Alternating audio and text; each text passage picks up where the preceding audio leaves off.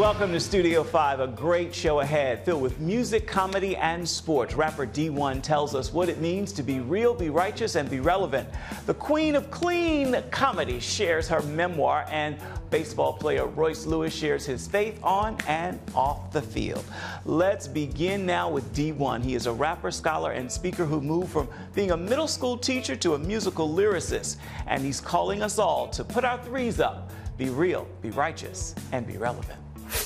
Sometimes I look around this world that we live in and I cry. So many people don't live life, they pay bills, then they die. And I can't lie, I really want my piece of the pie. But while I got you here, I'm gonna give you a piece of my mind. When did you fall in love with this thing called hip-hop? What happened? Where did that connection happen for you? I fell in love with it with my best friend. His name is Carl. And we looked up to this duo of rappers named Criss Cross. Criss Cross. Yeah, I remember. Yeah, and they reminded us of ourselves. They were older than us, but they looked like us, and they just were cool. And I was in love with hip hop culture, from the way they dressed to the catchy songs and dances that went with their music. So fell in love with it as a consumer then. I fell in love with hip hop as a creator in college. The first time that I ever signed up to do a talent show on campus. When I had that microphone in my hand and I saw that the whole auditorium was all looking at me and their attention was locked on me in that moment, I started to realize the power that this microphone possessed. Let me spit the truth on. I said that glorifying murder in our music is bad. Now people coming at me saying, stop speaking up. We like to hear that. You're on a mission, if you will, to clean up hip-hop. What started that? So what started it was my love for hip hop. And I realized that when you love something, you have two types of love that you can practice. One is affirmative love, but another type of love is called transformative love. That's where you say, I'm gonna affirm what I love when necessary, but I'm gonna challenge what I love when necessary, so it can be the best version of what it could possibly be. That sound like Satan, but I'm responding with love, maturing as I go through this. It ain't just about how I love Jesus, it's about how well I love Judas. There are some very toxic, very unhealthy messages inside of hip-hop music and that are a part of hip-hop culture at this point. And I just feel like if we truly love it, that we would say, oh, we can do better in certain ways. And that's just how I've always been. If I really care about someone or something, I'm not gonna be afraid to have the uncomfortable conversation. You've been bold. I mean, calling people out by name, and I can't imagine what's that walk been like. I mean, to actually call by name, and I know you get criticism and pushback from both the Christian side and the secular side. What's that walk been like for you? So that's why I'm here today, not to fuss, but to talk. Here we go, love 50. You a marketing genius and you stupid rich. Let's come up with a scheme and get a game of super fix. I seen you slaughter the careers of other men, but they were all brother men, so that's just another win. When I call people out, I'm not calling them out because I hate them as an individual. I'm simply saying, you've chosen to create this, package this, and put it out there to the masses. Let's make sense out of this. But I'm trying to see how you feel, because when you speak, people listen. Do you agree with me, disagree, or you feeling different? Why are you still glorifying murder? Why are you still glorifying selling drugs? Maybe you sold drugs when you were a teenager or when you were in your 20s or something like that, but you are 20, 25 sometimes years removed from living that lifestyle. Let's talk about the progress you've made since then. But the problem is, a lot of these artists say, well, fans don't want to hear that. And I'm not here to serve people. I'm here to serve God, and by serving God, I'm going to help make an influence in the culture and on people. Everybody's path is different. We all got a story. I never fit into nobody's box or category. Your latest project is called From the Hood to Harvard. What gave birth to that? Yes, well, I'm currently doing a fellowship at Harvard University. So when I found myself at Harvard University... Did you ever expect that? No, not at all, not at all, not at all, not at all. It hit different when you finally realize that you belong, and you've been living life with imposter syndrome. Am I smart enough to keep up with everybody here at Harvard? I went through that feeling, so I chose to make a song about it. So the song is called Imposter Syndrome.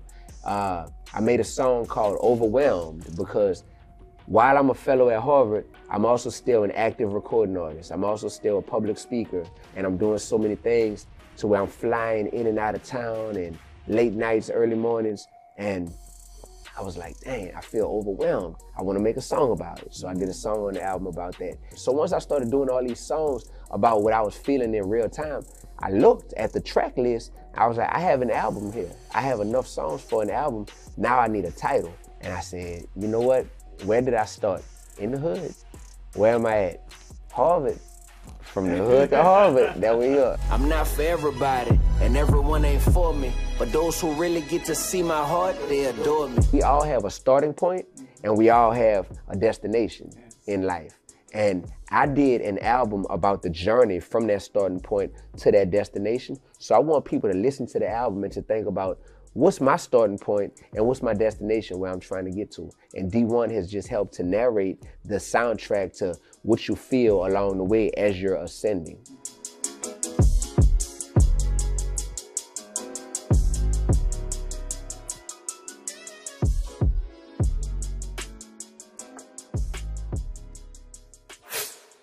D1's latest album, From the Hood to Harvard, is available right now wherever you stream, download, and purchase your music.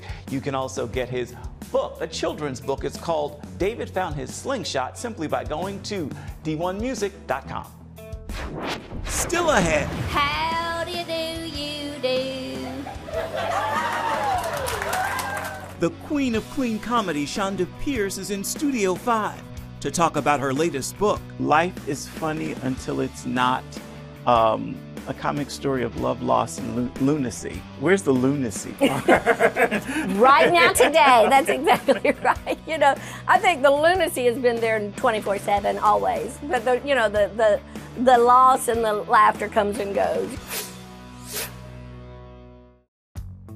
Welcome back to Studio 5. Chonda Pierce is known as comedy's Queen of Clean. The stand-up comedian is also an actress and author whose newest book is a memoir. It's titled Life is Funny Until It's Not.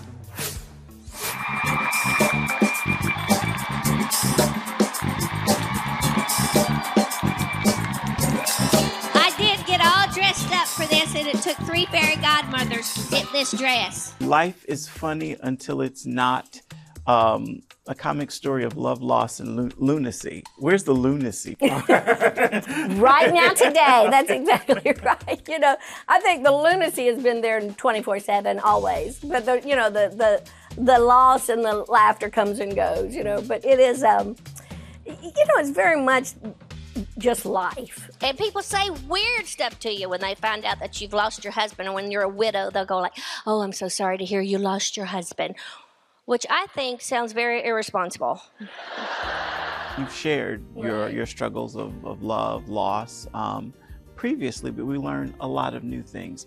I'll talk specifically about family secrets in that chapter where you're sharing abuse that you didn't think you suffered. For me, I remember, when you open the wound, this sounds like a gross thing, but when you open a wound to disinfect it, to clean the wound, it's tough. Yeah. It's painful. There's things you find out about yourself that I go, oh, that's why I react like I do. That's why I don't trust people very well. That's why it took me so long to trust a loving God, is because my view of fatherhood was so distorted, and that's why I think counseling is so imperative. What was the process like for you writing this book and being so raw and real? It was hard. Now, I've worked on this for a while. I think there are times when you tell all, there needs to be an appropriateness to it.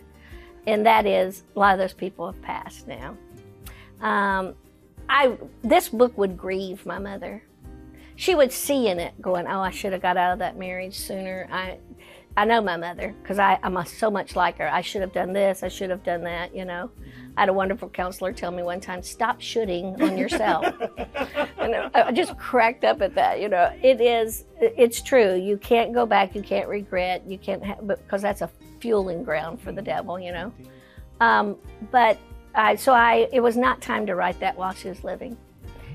I didn't write it, until my father had passed, because it's just not time, One of the things you say, and I wrote this down so I got it right, is tragedy plus time equals comedy. Comedy plus time equals relief. Right. What do you mean? Comedy is a great tool. It also could be a very divisive. It can also be a great deflection. I have used comedy sometimes to deflect pain. You know, I used to tell a story about little old ladies at church, and one of them, you know, said I wasn't very P-R-E-T-T-Y, and I turned around and said, no, but I'm real S-M-A-R-T. And I remember telling that in a way, just hoping those little old ladies see that on TV sometime. Yeah. As a little skinny, knobby-headed kid with white hair, I skipped over to my mother real quick and said, those two ladies said I'm not very pretty. Do you think I'm pretty, Mama? When you add time to your comedy, it becomes a great, beautiful release and a relief rather than used in a tough way. Now, I still dance on the edge, as Mama says. You know, I loved my 32 years. I have argued with God. How come I can't go get a Netflix special? Why am I going to get HBO? I want to be Ellen and have my own show. You know, and I lament constantly. And at the same time, boy, God did me a favor. How are you feeling having done this for more than 30 years? I'm ready to do a new thing. I get weary of the buzz, but you also caught me 1 week when we shut the buzz down. Yes. Yeah. Call me in September. I'll be telling my manager, you need to get me a show. I need to get out there. I am just bored stiff. You know, and that happens all the time too. And I crank up the buzz and go again, you know. Sort of end the way you end the book, if I can. You talk about musical caskets. This is true. Ephraim, you know my really yes, and you know my life. You've been out there to my house. You know, the funniest thing is when we went to bury Papa, there was no room for him because Jesus needs to come. You know, we're just running out of room in the cemeteries, and so I decided, because I had the means, I had buried my husband on the farm, so I dug them all up. My sisters, my parents, yes, my grip, and 4 bodies on a flatbed went through Ashland City, Tennessee. But it was so bizarre, and it was funny. You know, only God. Yeah. You could sit and laugh at 10 times. Now, believe me, I didn't laugh the day one of them died. But a few days after, you start remembering silly things and funny things, you know. Well, in light of the life that you've lived, yeah. If you could go back, we see a picture of you, little Chonda, yes, in here. If you could go back and give that little Chonda some advice, what would you tell that little girl? First, I would throw my arms around her and going, you're going to survive some stuff, girl. You know, you're going to go through some grief, but you're going to have great love in your life. You are going to cry, but you're going to hear some laughs, you know, that will just be crazy. I think the first thing I would tell her is latch on to God quick, because He is going to walk you through some places you will never believe. And I looked in the mirror, and there it was. I am the miracle. I'm surprised I'm still here. Again, Chonda Pierce's book is called Life is Funny Until It's Not. It's available wherever you purchase your reading material. There is much more to come here on Studio 5, including this week's Story in Pictures. Take a look at this week's Studio 5 Snapshot. We celebrate a life well lived. Veteran actor Bill Cobbs. His career spanned decades and includes roles in unforgettable films like The Bodyguard, Night at the Museum, The Color of Money, and many more. Family fans and film buffs are mourning the loss of the Cleveland native, whose first big screen appearance came in 1974 in the film The Taking of Pelham 1, 2, 3. He's died at age 90 at his home in Inland Empire, California. This look at his life in pictures is this week's Studio 5 Snapshot. Still to come, the star third baseman who's a coach's dream, and not just because he owns a Grand Slam record. I always compare baseball to just the game of life. You learn a lot. There's so much more failure in this game than for most is in life. We hit the field with Minnesota Twin Royce Lewis. Welcome back to Studio 5. Royce Lewis is back on the field showing the baseball world what it's been missing. He's hitting well over 300 with light tower power, and he says his faith in Jesus is the biggest reason for his success.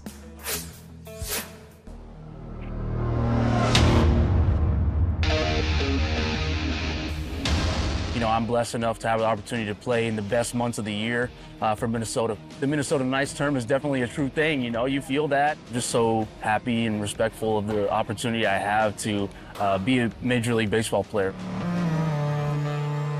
Something that post-draft, they told me it was me as a person and how I was and how I responded to them and how I acted that really brought them ultimately to make that decision of taking me #1 overall. The talent was there for sure, but they talked about what was the deciding factor between me and 3 or 4 other guys that made me and my family the most excited and happy to be a part of this Minnesota organization.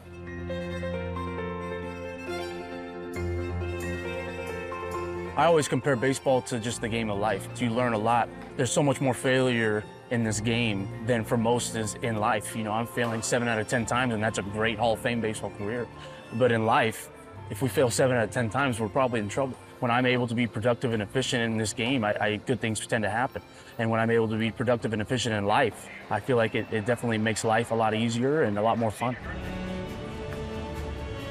When I'm able to pray before the game and when I'm out on that field, I know that he's there with me. And sometimes you're in a situation that you prefer not to be in. He says, your time's not now, I have a better idea in mind. And that's kind of the feeling and the fulfillment I get from Jesus Christ that I have come to learn. Humility to me, what it means is someone that has like a knight in shining armor, that armor underneath something that they may do great things, but they put it off to everyone else because they realize it's not them who's doing it. And that's, to me, is Jesus Christ. It's my parents, it's the rest of my family, and they're giving me that armor to be the man I am today and put me in the path to be successful.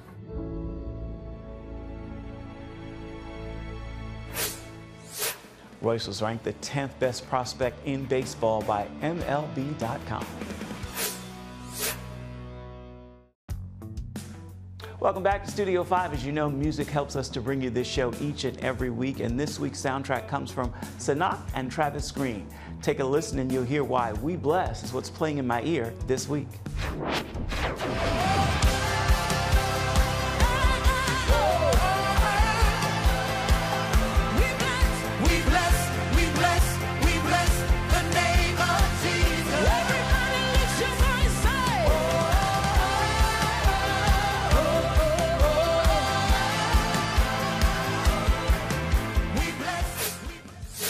On that musical note, we are just about out of time for this week's edition of Studio 5, so let's take a moment and look ahead to see what's in store on next week's rundown.